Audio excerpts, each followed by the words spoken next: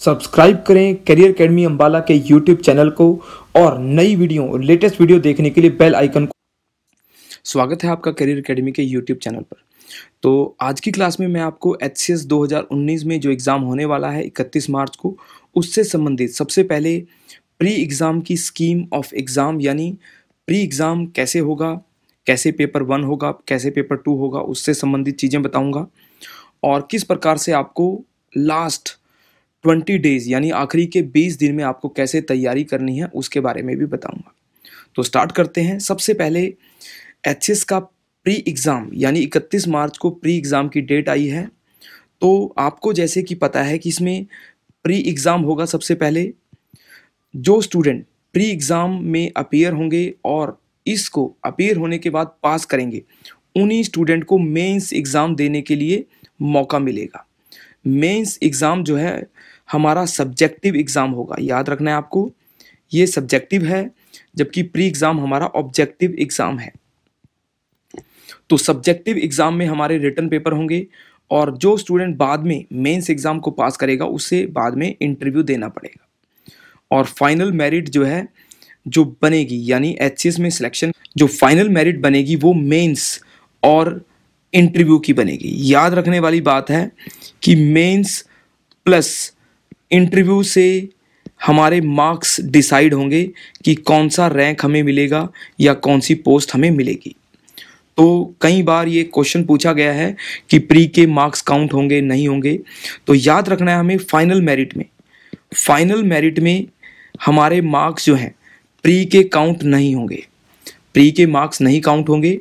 Mains और interview के हमारे मार्क्स काउंट होंगे सिलेक्शन के लिए, फाइनल सिलेक्शन के लिए।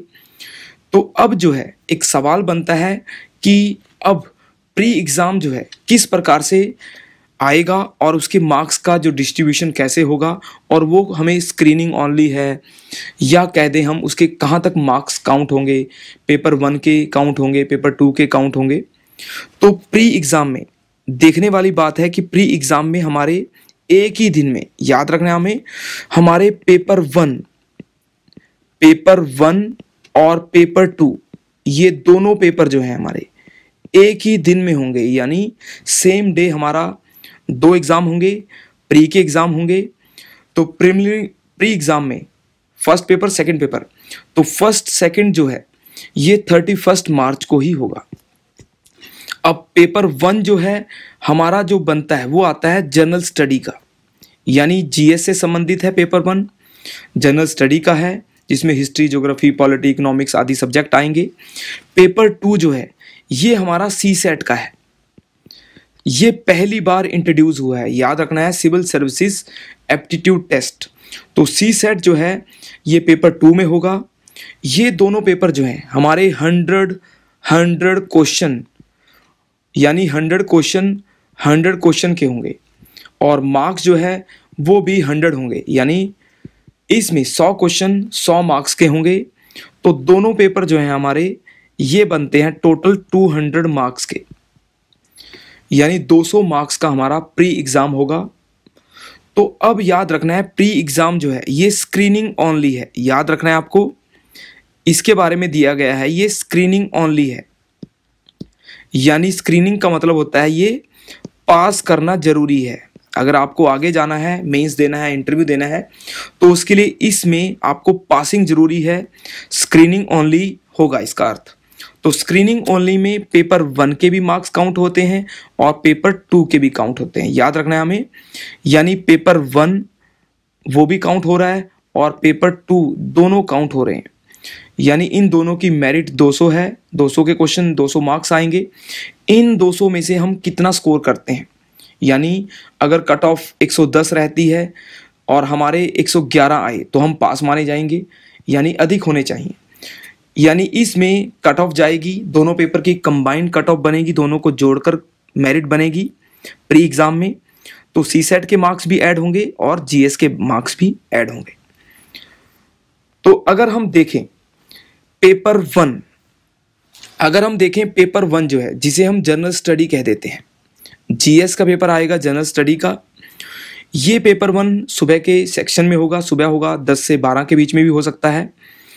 तो जनरल स्टडी में हमारे पास जनरल साइंस यानी एचसीएस में स्पेशल जो है, याद रखना है आपको, साइंस के क्वेश्चन थोड़े ज़्यादा आते हैं।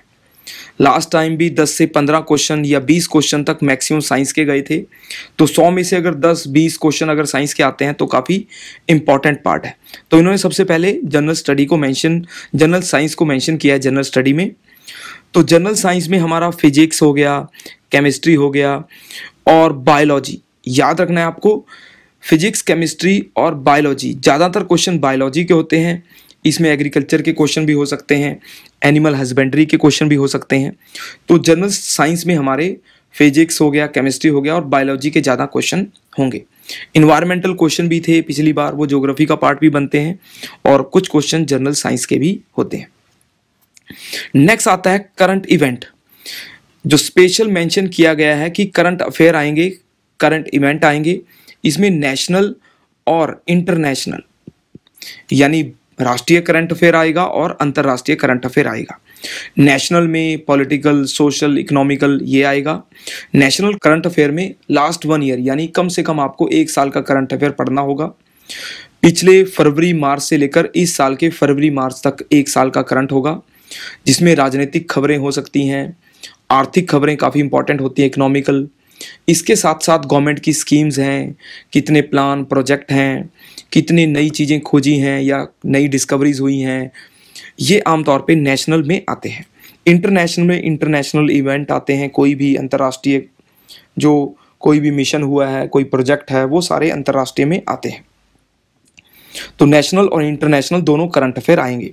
याद रखना है आपको, हरियाणा का करंट अफेयर भी हो सकता है। कुछ करंट अफेयर के क्वेश्चन जो हैं 3, 4, 5 क्वेश्चन हरियाणा से संबंधित भी हो सकते हैं। तीसरा भाग हिस्ट्री ऑफ इंडिया आता है, इंडियन नेशनल मूवमेंट यानी हिस्ट्री से संबंधित है। History of India, history of India में टोटल हिस्ट्री आ जाती है, याद रखना है आपको, यानी पूरा इतिहास, प्राचीन काल, एनिशियंट, मेडिवल, मॉडर्न, तीनों पार्ट आएंगे। परंतु इसमें स्पेशल मेंशन किया गया है इंडियन नेशनल मूवमेंट को। ये याद रखने वाली बात है कि भारतीय राष्ट्रीय स्वतंत्रता को मेंशन किया गया है। तो ये आमतौर पे 1885 से 1947 के बीच में या 1857 से लेकर 1947 के बीच में आता है। तो अगर हम नेशनल मूवमेंट को ज़्यादा फोकस करें तो काफ़ी इंपॉर्टेंट रहेगा। इंडियन नेशनल मूवमेंट में हमें मॉडरेट हो गया, एक्सट्रीमिस्ट हो गया, गांधीयन फेज ऑफ मूवमेंट ये देखने हैं, उदारवादी और उग्रवादी और गांधीवादी।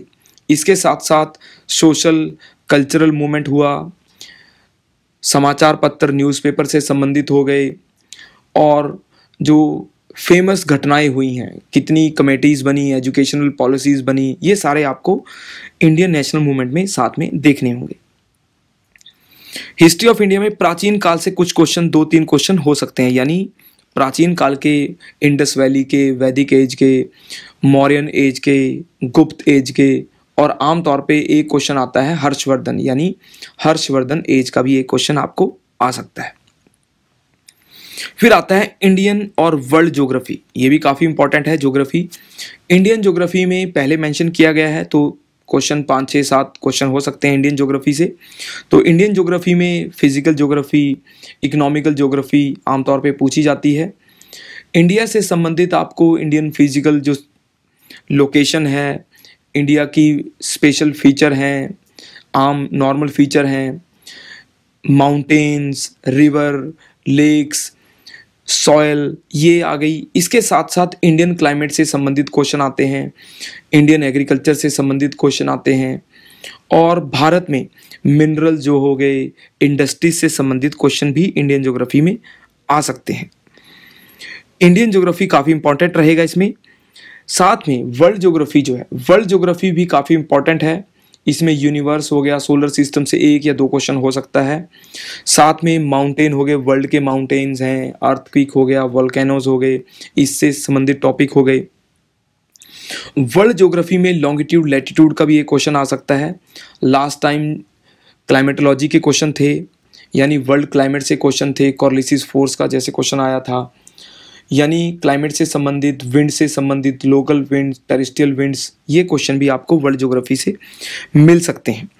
वर्ल्ड ज्योग्राफी में इन्वायरमेंटल ज्योग्राफी के क्वेश्चन भी थे, यानी इकोलॉजी इन्वायरमेंट से संबंधित 5 से 10 क्वेश्चन जो हैं इन्वायरमेंट से संबंधित थे, तो वो वर्ल्ड ज्योग्राफी का पार्ट आते हैं, इकोलॉजी का पार्ट आते हैं, जिसमें इन्वायरमेंटल ट्रीटीज हो गए, इन्वायरमेंटल इशू हो गए, इन्वायरमेंटल पोल्यूशन से संबंधित क्वेश्चन आमतौर पे आए थे।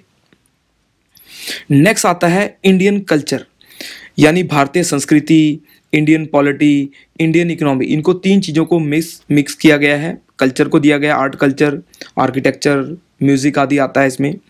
इंडियन पॉलिटी में इंडियन कॉन्स्टिट्यूशन आता है, और इंडियन इकोनॉमी जिसमें इंडियन प्लानिंग हो गया, इंडियन इकोनॉमी से संबंधित बजट हो गया, टैक्सेशन हो गया। तो ये 3 चीज़ों को मिश्रित किया गया है, तो इनसे लगभग 5-5 क्वेश्चन लगभग रह सकते हैं। पॉलिटी के 5-7 क्वेश्चन हो सकते हैं, इंडियन इकोनॉमी के 5-7 क्वेश्चन हो सकते हैं, इंडियन कल्चर के भी 3 या 4 क्वेश्चन हो सकते हैं। फिर आता है इसमें देखो एक और बड़ी इंपॉर्टेंट चीज़ इन्होंने दी है, जनरल मेंटल एबिलिटी, यानी जनरल मेंटल एबिलिटी में मैथमेटिक्स आमतौर पे पूछा जाता है, तो ये फर्स्ट पेपर में दिया है। आमतौर पे फर्स्ट पेपर में जीके से संबंधित क्वेश्चन आते हैं, परंतु इन्होंने जनरल मेंटल एबिलिटीज़ दे रखे हैं, कुछ एनालिटिक क्वेश्चन ये इस पेपर में भी डाल सकते हैं, पर कम चांस है। पहले तो नहीं था, पर लिखा हुआ है तो इसको हम नेगलेक्ट भी नहीं कर सकते। फिर आता है हरियाणा की जीके, यानी हरियाणा जीके आती है, जिसमें हरियाणा की इकोनॉमी हो गया, हरियाणा की लोग हो गए, पीपल्स हो गए, सोशल हरियाणा हो गया, इकोनॉमिक हो गया, हरियाणा की कल्चरल इंस्टीट्यूशन यानी सांस्कृतिक संस्थान हो गए, लैंग्वेज ऑफ हरियाणा, यानी इसमें टोटल हरियाणा जीके ही हम देख सकते हैं। तो हरियाणा जीके के 15, 20, 25 मैक्सिमम 30 क्वेश्चन भी हो सकते हैं, पर आमतौर पे 20 क्वेश्चन जो हैं उम्मीद करते हैं कि हरियाणा जीके से संबंधित हो सकते हैं। तो पहले हरियाणा जीके के कम क्वेश्चन आते थे, पर पिछले कुछ सालों से हरियाणा जीके का वेटेज बढ़ा है, तो कई बार तो 30-30 क्वेश्चन तक चले जाते हैं 100 में से, और कई बार 15-20 क्वेश्चन भी हरियाणा जीके से संबंधित आते हैं। इसके अलावा इन्होंने पहले पेपर के बारे में विशेष चीज़ें दी हैं, जैसे जनरल साइंस के बारे में बताया इन्होंने कि जनरल साइंस में हम जनरल एप्लीकेशन एप्रिसिएशन पूछेंगे, अंडरस्टैंडिंग पूछेंगे आपकी साइंस से संबंधित, एवरीडे साइंस, ऑब्जर्वेशन, एक्सपीरियंस जो हम करते हैं साइंस का वो पूछेंगे। तो आमतौर पे ये जो हैं क्वेश्चन जनरल साइंस के होंगे, या हम मान लेते हैं स्टैटिक साइंस के होंगे। ऐसा नहीं कह सकते कि हम ये बहुत ही प्रैक्टिकल, बहुत ही अप्लाइड साइंस के पूछेंगे। तो जो क्वेश्चन आमतौर पे एग्जाम में, यूपीएससी के एग्जाम में, स्टेट पीसीएस के एग्जाम में आते हैं, वैसे ही क्वेश्चन इससे पूछे जाएंगे। करंट अफेयर में नेशनल इंटरनेशनल करंट अफेयर ये तो बताया है, हिस्ट्री ऑफ इंडिया दे रखा है कि इसमें हमारी ब्रॉड नॉलेज, ब्रॉड अंडरस्टैंडिंग को चेक करेंगे, ये हमारी इंडियन हिस्ट्री में सोशल, इकोनॉमिकल, पॉलिटिकल एस्पेक्ट को चेक करेंगे, ये इंडियन नेशनल मूवमेंट को हमारे देखेंगे कि हमें कितना पता है, कितनी उसके बारे में समझ है। 19वीं शताब्दी का स्पेशल मेंशन किया है इन्होंने, यानी 19th सेंचुरी जो इंडियन फ्रीडम मूवमेंट में आता है, 19वीं सदी के सोशल कल्चरल जो रिफॉर्म थे हमारे, उनके बारे में ये 1 या 2 क्वेश्चन वहाँ से आ सकते हैं, जैसे ब्रह्म समाज, आर्य समाज, स्वामी दयानंद, स्वामी विवेकानंद, ये क्वेश्चन यहाँ से पूछे जाते हैं। फिर नेशनलिज्म दे रखा है, राष्ट्रवाद का उदय कैसे हुआ, तो राष्ट्रवाद 1885 के बाद पैदा हुआ, जिसमें उदारवाद, उग्रवाद, गांधीवाद का बड़ा योगदान है, ये इससे संबंधित क्वेश्चन आएंगे। ज्योग्राफी दे रखा है इन्होंने, ज्योग्राफी में ये इकोनॉमिक ज्योग्राफी के बारे में पूछेंगे। Main feature of Indian agriculture, देखो एग्रीकल्चर को स्पेशल मेंशन किया है इन्होंने कि एग्रीकल्चर को ये स्पेशल डिफाइन करेंगे। इंडिया के natural resources, coal mines, mineral, metal आदि, इनसे संबंधित क्वेश्चन होंगे। पॉलिटी के जनरल दे रखे हैं, इंडियन पॉलिटी के जनरल क्वेश्चन पूछे जाएंगे। इंडियन इकोनॉमी के बारे में क्वेश्चन पूछे जाएंगे। अब देखो यहाँ इन्होंने पॉलिटी को और डिफाइन किया है, ये पढ़ लेते हैं थोड़ा। तो इंडियन पॉलिटिकल सिस्टम के बारे में, यानी कंट्रीज पॉलिटिकल सिस्टम, यानी भारत की राजनीतिक व्यवस्था के बारे में, जिसमें पार्लियामेंट्री सिस्टम, प्रेसिडेंट हो गए, वाइस प्रेसिडेंट, प्राइम मिनिस्टर, ये क्वेश्चन आएंगे। कॉन्स्टिट्यूशन ऑफ इंडिया, यानी पूरे संविधान को पढ़ना पड़ेगा, ये तो जरूरी है हमारे लिए। पंचायती राज को स्पेशल मेंशन किया गया है, आमतौर पे याद रखना है हमें। हरियाणा में 2 क्वेश्चन पंचायती राज से आते हैं कि सरपंच कैसे इलेक्ट होते हैं, ग्राम सभा कैसी होती है, पंचायत की कौन कौन सी शक्तियां होती हैं, ये पंचायती राज से संबंधित आते हैं। हरियाणा में पंचायती राज कब लागू हुआ, और पिछले कुछ सालों से हरियाणा में पंचायती राज की एलिजिबिलिटी, क्वालिफिकेशन को काफ़ी ज़्यादा परिवर्तित किया गया है, तो उससे एक क्वेश्चन आमतौर पे या 1 या 2 क्वेश्चन पंचायती राज से पूछा जा सकता है। सोशल सिस्टम दे रखा है, भारत की सामाजिक व्यवस्था के बारे में पूछा जा सकता है। इकोनॉमिकल डेवलपमेंट दे रखा है कि भारत का आर्थिक विकास कैसे चल रहा है, जीडीपी जीएनपी कैसे ग्रोथ हो रही है, महंगाई आदि, ये सारी चीज़ें पूछे जाते हैं। जनरल मेंटल एबिलिटी में इन्होंने दिया है कि basic test of reasoning and analytic ability, ये वही चीज़ आ गई कि हमारी बेसिक रीजनिंग और एनालिटिक एबिलिटीज़ को ये फर्स्ट पेपर में भी चेक कर सकते हैं, पर उम्मीद कम है, फिर भी लिखा है तो शायद 1 2 5 क्वेश्चन ये जनरल मेंटल एबिलिटी के हमें दे सकते हैं। तो फर्स्ट पेपर के बारे में हमें जीके को पढ़ना है, स्ट्रॉन्ग ज्योग्राफी, स्ट्रॉन्ग हिस्ट्री को रखना है, ताकि फर्स्ट पेपर में हम ज़्यादा से ज़्यादा स्कोर कर पाएँ। नेक्स्ट आता है हमारा सेकंड पेपर। अब सबसे बड़ा, सबसे इंपॉर्टेंट पार्ट यही है, क्योंकि जीके हम पहले भी पढ़ते थे, पर सीसेट इन्होंने पहली बार दिया है। तो civil services aptitude test part 2 यानी पेपर 2 में आएगा, सीसेट कह देते हैं इसे हम। तो ये जो है पहली बार आ रहा है, तो कुछ नहीं कह सकते इसके बारे में, कैसे क्वेश्चन आएंगे, किस प्रकार का लेवल रहेगा, टफ रहेंगे, इजी रहेंगे। क्वेश्चन 100 आएंगे, ये मान सकते हैं कि 100 क्वेश्चन होंगे। फिर भी इन्होंने सिलेबस जो दिया है, यानी सीसेट का जो सिलेबस दिया है वो देख लेते हैं। पहला इन्होंने दिया है कंप्रीहेंशन, यानी कंप्रीहेंशन में कंप्रीहेंशन आते हैं, जिसमें एक हमें पैसेज दिया जाता है, पैसेज के नीचे क्वेश्चन होते हैं, हमें रीड करने होते हैं। तो ये काफ़ी इंपॉर्टेंट पार्ट है सीसेट का। यानी आमतौर पे 4-5 कंप्रीहेंशन आते हैं, जिनमें लगभग 20, 25, 30 क्वेश्चन टोटल होते हैं। तो जैसे यूपीएससी में, आईएएस में एग्जाम में कंप्रीहेंशन आते हैं, काफ़ी इंपॉर्टेंट पार्ट है, काफ़ी टफ कंप्रीहेंशन होते हैं। उनमें रीडिंग एबिलिटी आपकी काफ़ी ज़्यादा चाहिए, स्ट्रॉन्ग एनालिटिक पावर चाहिए आपको, डिसीजन मेकिंग चाहिए। तो कंप्रीहेंशन जो है हमारी रीडिंग को काफ़ी ज़्यादा स्ट्रॉन्ग चेक करता है। तो कंप्रीहेंशन के बारे में हम 20 से 30 क्वेश्चन उम्मीद कर सकते हैं कि कंप्रीहेंशन के 20-30 क्वेश्चन आमतौर पे पूछे जाते हैं। कई बार 40 क्वेश्चन भी हो जाते हैं, पर उम्मीद करते हैं कि 20-30 तो मिनिमम रहेंगे ही। नेक्स्ट आता है इंटरपर्सनल स्किल्स, जिसे हम कम्युनिकेशनल स्किल के नाम से भी जानते हैं। यानी जीवन में काम आने वाली, प्रशासनिक क्षमता में काम आने वाली हमारी इंटरपर्सनल स्किल्स होती हैं, कम्युनिकेशनल स्किल्स होती हैं, उनसे संबंधित क्वेश्चन आते हैं। ये आमतौर पे यूजीसी नेट के पेपर में आते हैं, कम्युनिकेशनल क्वेश्चन होते हैं। तो ये क्वेश्चन भी सामाजिक प्रशासनिक व्यवस्था से पूछे जाते हैं, हमारी जर्नल सेंस को, सामान्य ज्ञान को चेक करते हैं, हमारी बेसिक एबिलिटीज़, हमारा बेसिक नॉलेज कैसी है, कैसे हम डिसीजन लेते हैं, वो चेक करते हैं हमारे कम्युनिकेशनल स्किल या इंटरपर्सनल स्किल्स को। तो ये भी इसके 4-5 क्वेश्चन हमारे रह सकते हैं इंटरपर्सनल स्किल्स के। फिर आता है logical reasoning and analytic ability, यानी लॉजिकल रीजनिंग और एनालिटिक एबिलिटी का पार्ट आता है। यानी रीजनिंग जो है काफ़ी इंपॉर्टेंट है, आप इसको कम टाइम में भी कर सकते हो। ये जो है 20 से 30 क्वेश्चन रीजनिंग के भी रह सकते हैं, आमतौर पे इतने ही रहते हैं। तो रीजनिंग जो है इसमें काफ़ी सारे टॉपिक आते हैं, बेसिक रीजनिंग हो गया, इसके अलावा जो एडवांस रीजनिंग में एनालिटिक रीजनिंग आती है, पजल आते हैं, ब्लड रिलेशन आते हैं, जो आमतौर पे लेंथी क्वेश्चन होते हैं। तो उतने लेंथी क्वेश्चन नहीं आएंगे जितने बैंकिंग में आते हैं। बैंकिंग में आजकल काफ़ी लेंथी क्वेश्चन आते हैं, उतने नहीं आएंगे, लगभग मिडल में रहेंगे। सिंपल क्वेश्चन भी होंगे कुछ, और कुछ पजल, ब्लड रिलेशन के क्वेश्चन भी होंगे।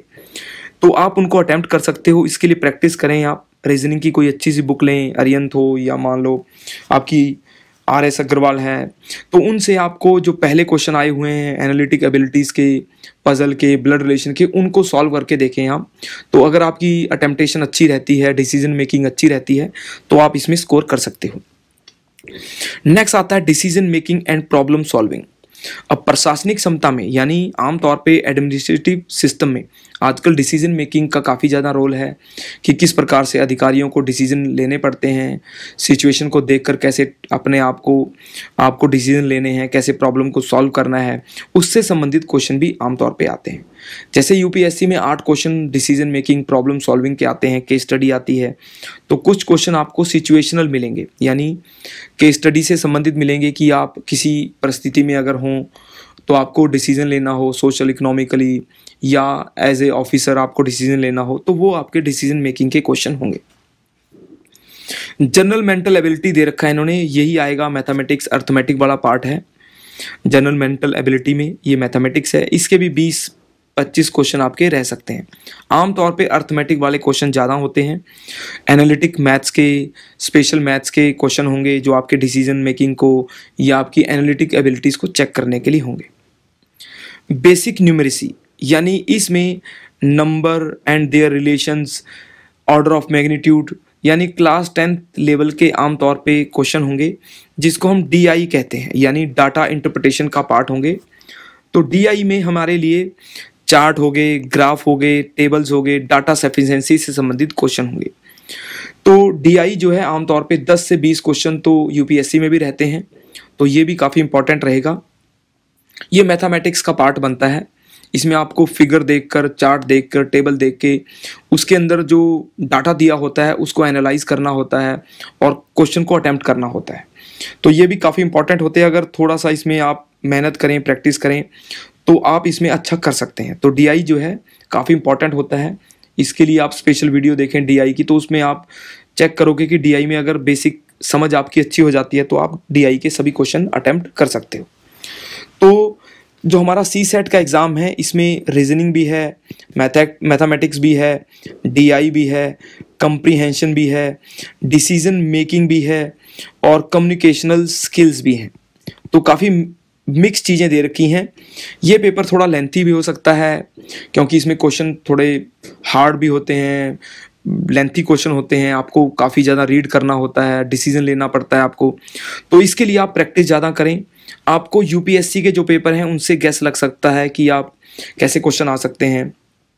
इसके अलावा यूपी पीसीएस यानी यूपी के जितने भी पुराने सी सेट के पेपर हैं उनसे देखकर आप अंदाज़ा लगा सकते हैं कि यूपी में क्या लेवल है, कैसे वहाँ क्वेश्चन सी सेट के पूछे जाते हैं।